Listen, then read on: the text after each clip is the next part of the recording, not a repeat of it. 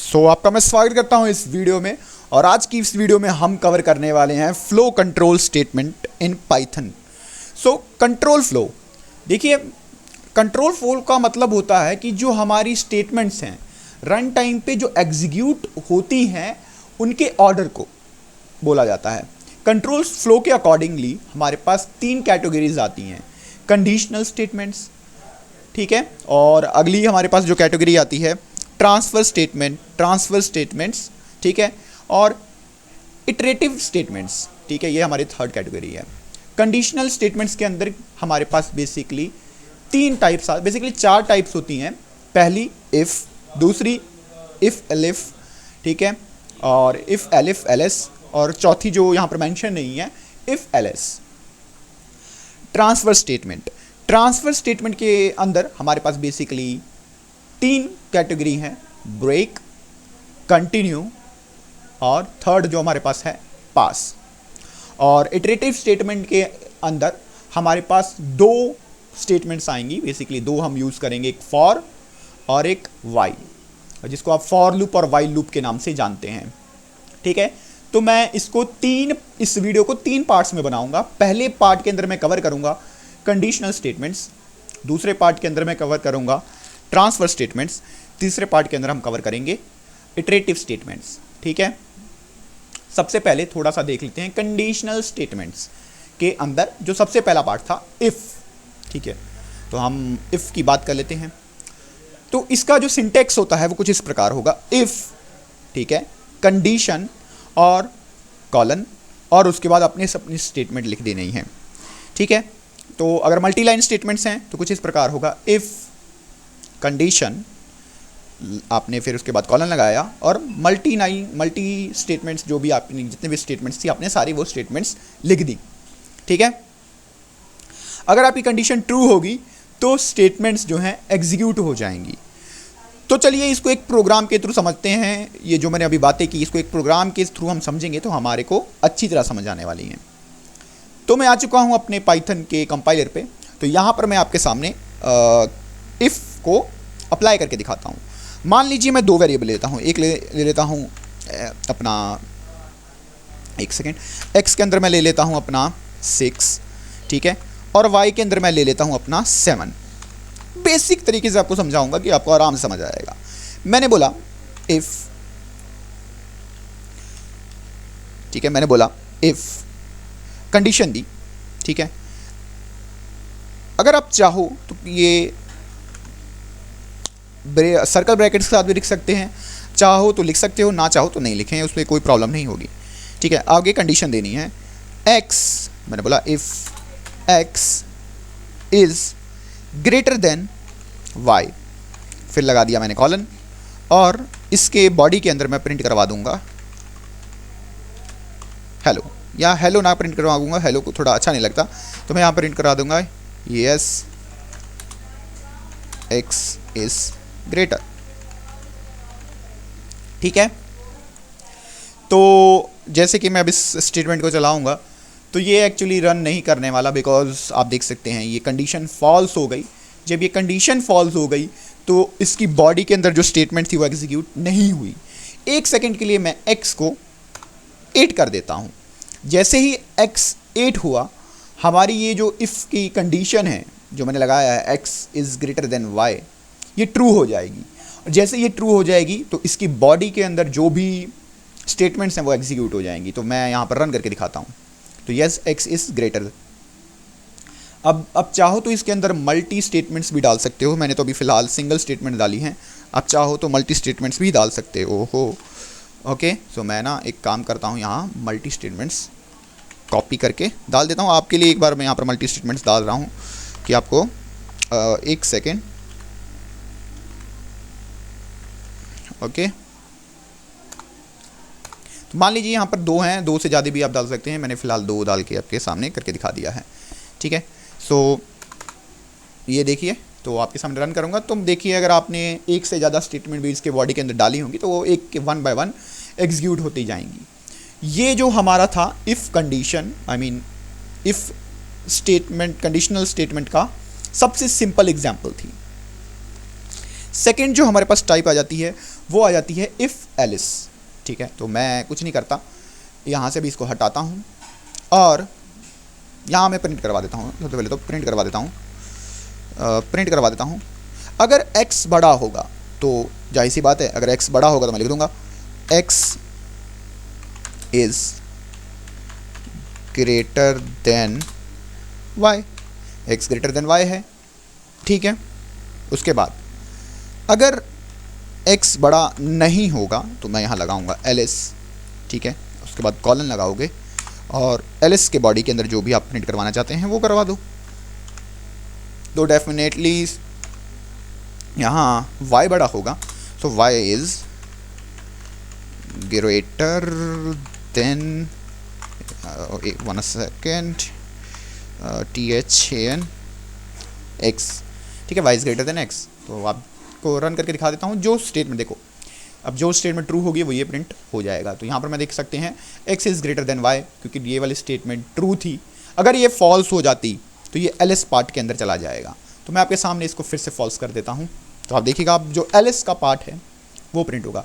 State देखो, ये condition true होगी तो इफ़ की बॉडी प्रिंट होगी, अगर कंडीशन फॉल्स होगी तो एलिस की बॉडी प्रिंट होगी। अभी फ़िलहाल कंडीशन फॉल्स हो रही है तो एलिस की बॉडी प्रिंट होनी चाहिए। तो आप देख सकते हैं y is greater then x। तो ये सेकेंड जो हमारे पास टाइप थी उसकी एग्जाम्पल है इफ़ एलिस के अंदर जो हमारे पास आ जाती है।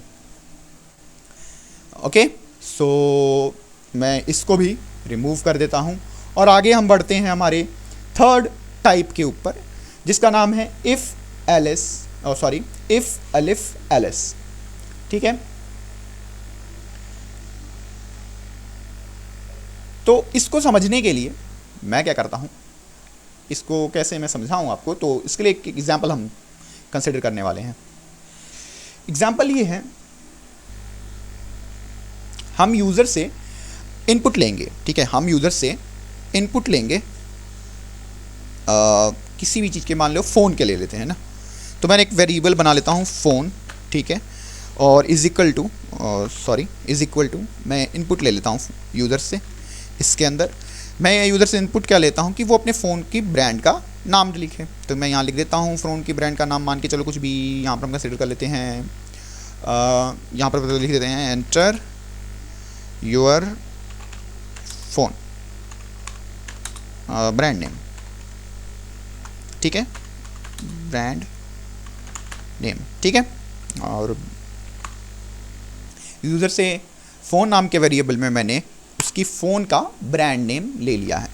अब मैं देखो क्या करने वाला हूँ, मैं वही लगाने वाला हूँ। सबसे पहले इफ़ यदि जो ब्रांड का नेम यहाँ पर लगाऊंगा, फिर चेक कर रहा हूँ। ठीक है, तो इफ़ कंडीशन लगा रहा हूँ ब्रांड, मैंने ब्रांड नहीं वेरिएबल लिया था, फ़ोन लिया था वेरिएबल। ठीक है, फ़ोन इक्वल टू, ठीक है, इक्वल टू कंपेयर करने के लिए यूज़ किया जाता है। मान लो मैं बोल रहा हूँ अगर ब्रांड का नाम वीवो हो, अगर ब्रांड का नाम वीवो हो तो क्या हो। अगर ब्रांड का नाम वीवो यूज़र एंटर करता है तो आपको इसकी बॉडी प्रिंट करा दूंगा। इसके बॉडी में डिस्काउंट्स नाम की चीज़ में प्रिंट करवा रहा हूँ, मान लो, तो डिस्काउंट 100, ठीक है, रुपी लगा लेते हैं। ओके, तो मान लो बेसिकली अगर आपके ब्रांड का नाम वीवो होगा तो आपको 100 रुपये का डिस्काउंट हो जाएगा। ऐसे ही हम करने वाले हैं। ठीक है, सो इसी तरीके से मैं इसके बाकी जो हैं पार्ट्स वो भी बना लेता हूँ। तो मैं इसके लिए कॉपी का यूज़ करने वाला हूँ, मैं बार बार रिपीट नहीं करूँगा, कॉपी करके आपके लिए ये सारी चीज़ें मैं बना देता हूँ। ठीक है, आइडिया आपको लग गया होगा कि कर क्या रहे हैं हम। ये एक और कर लिया, एक सेकंड आप इसको देखते जाइए कर क्या रहा हूँ मैं। ठीक है, सो हम आ चुके हैं। अब फ़िलहाल के लिए मैं इफ़्स की जगह पे इलिफ कर देता हूँ। जितने भी इफ़ थे यहाँ इलिफ बना देता हूँ, EL एंड EL। तो ये अब थर्ड वाली जो हमारे पास टाइप थी उसके अंदर ये कन्वर्ट हो चुका है। इफ़, एलिफ और लास्ट वाला जो हमारे पास होगा वो एलिस होगा। तो यहाँ मैं बना देता हूँ अपना एलिस वाला पार्ट। तो इसको काट के यहाँ से एलिस कर देते हैं। ठीक है, होगा क्या देखो, और यहाँ पर मैं अलग अलग नाम दे देता हूँ। यहाँ नाम दे देता हूँ MI, यहाँ नाम दे देता हूँ एप्पल, APPLE एप्पल, और यहाँ नाम दे देता हूँ कोई भी अब ब्रांड का नाम लिख लो, सोनी, ठीक है, और यहाँ ब्रांड का नाम दे देते हैं ओप्पो, ठीक है। जनरल ये अब समझिए कर क्या रहे हैं, यूज़र से इनपुट ले रहे हैं। तो अगर यूज़र इनपुट में वीवो डालेगा, ठीक है, अलग अलग डिस्काउंट यहाँ पर करता हूँ मैं रैंडमली ना, कुछ भी नंबर डाल रहा हूँ यहाँ डिस्काउंट के नाम पे कि आप डिफ्रेंशिएट कर सकें कि वो वाला ही प्रिंट हुआ है, ठीक है। तो मैंने रैंडमली कुछ नंबर डाल दिए, यार देख लो ये बहुत छोटा नंबर लग रहा है तो इसके भी 1000 कर देते हैं, ठीक है। अगर देखो वीवो, अगर यूज़र वीवो एंटर करेगा तो डिस्काउंट आपका 1000 रुपये का हो जाएगा। तो इसी तरीके से अगर यूज़र ने MI एंटर किया 1060 का डिस्काउंट होगा, एप्पल एंटर किया तो 1070 का होगा। तो कंडीशन ये मैच करेगा, जिससे कंडीशन मैच करेगी उसकी बॉडी को एग्जीक्यूट कर देगा। अगर किसी से कंडीशन नहीं मैच करती तो LS वाले पार्ट को ये एग्जीक्यूट कर देगा। तो फॉर एग्जांपल मैं इसको रन करता हूँ, ओके, सिंटेक्स एरर आ रहा है, मेरा सिंटेक्स एरर आ रहा है, कहाँ सिंटेक्स एरर है, चेकआउट करते हैं 1 सेकंड के लिए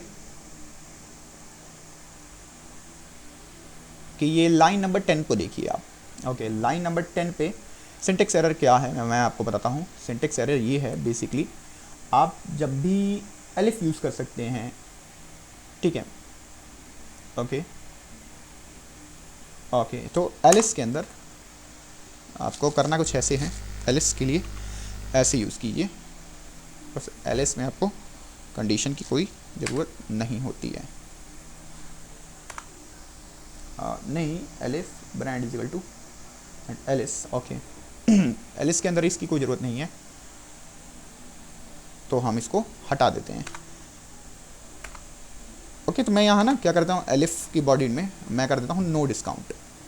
अगर यूज़र उनमें से कोई नाम नहीं लिखता तो नो डिस्काउंट, कोई डिस्काउंट नहीं दिया जाएगा, ठीक है। रन करके देखते हैं, रन करता हूँ फ़ोन ब्रांड का नाम, तो मान लीजिए मैंने लिखा वीवो, तो मेरे को 1000 रुपये का डिस्काउंट मिलेगा। मान लीजिए मैंने वीवो की जगह पे लिखा होता ओप्पो, OPPO, तो मुझे कोई डिस्काउंट नहीं मिलने वाला, बिकॉज ओप्पो एग्जिस्ट ही नहीं कर रहा देखो हमारे लिस्ट के अंदर। तो वैसे जैसे मैंने आपको बताया वैसे ही स्टेटमेंट एग्जीक्यूट हो रही है। मान लीजिए मैंने लिखा होता एप्पल, तो मुझे 1070 रुपये का डिस्काउंट मिलेगा। मान लीजिए मैंने लिखा होता सोनी, SONY, तो मुझे 1080 का डिस्काउंट का। तो सबसे पहले कैसे काम करेगा, जो एंटर करोगे वो डिस्काउंट, अगर या अगर यूज़र MI एंटर करेगा तो उसकी बॉडी एग्जीक्यूट, या अगर एप्पल करेगा तो उसकी बॉडी एग्जीक्यूट होगी, या अगर सोनी करेगा तो उसकी बॉडी एग्जीक्यूट होगी। अगर इन सब में से कुछ नहीं करता तो एलिस की बॉडी एग्जीक्यूट होगी। होपफुली आपको ये चीज़ समझ आ चुकी होगी। आगे मैं आपको इसकी अगली स्टेटमेंट के बारे में अगली कंडीशनल स्टेटमेंट के बारे में समझाता हूँ। जो हमारे पास लास्ट टाइप बची है वो है, देखो हमने इफ़ कर लिया, इफ़ एलिस कर लिया, इफ़ एलिफ एलिस कर लिया, और जब लास्ट हमारे पास टाइप बचती है वो होती है इफ़ एलिफ। कहने का मतलब ये है कि अगर आप चाहते हैं कि ये एलिस वाला पार्ट ना रहे, मतलब एट लास्ट अगर इनमें से कोई वैल्यू ना हो तो वो कुछ ना करे, तो ये आपका इफ़ एलिफ का वाला केस बन गया, बस सिंपल। तो अगर मान लो मैंने ब्रांड का नाम डाला, मान लो मैंने ब्रांड का नाम इन ब्रांड में से नहीं डाला, एग्जाम्पल मैंने डाल दिया सैमसंग नहीं है तो कुछ नहीं होगा,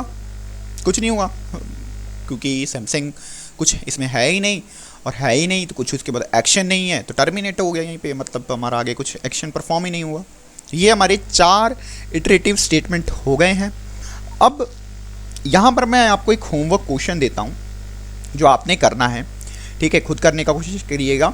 आपने करना क्या है, आपने बेसिकली यूज़र से इनपुट के अंदर 2 नंबर लेने हैं, आपका होमवर्क है ये, ठीक है, आप खुद करेंगे। यहाँ पर मैं लिख देता हूँ आपके लिए, प्रिंट करा देता हूँ आपके लिए, लो होमवर्क,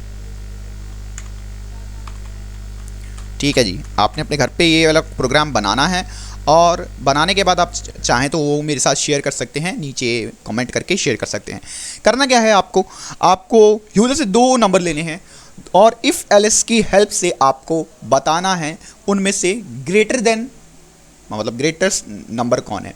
ठीक है, तो ये आपको प्रोग्राम बनाना है खुद से, और बनाने के बाद उसका कोड आप मेरे साथ शेयर कर सकते हैं नीचे डिस्क्रिप्शन के अंदर, सॉरी कमेंट बॉक्स के अंदर।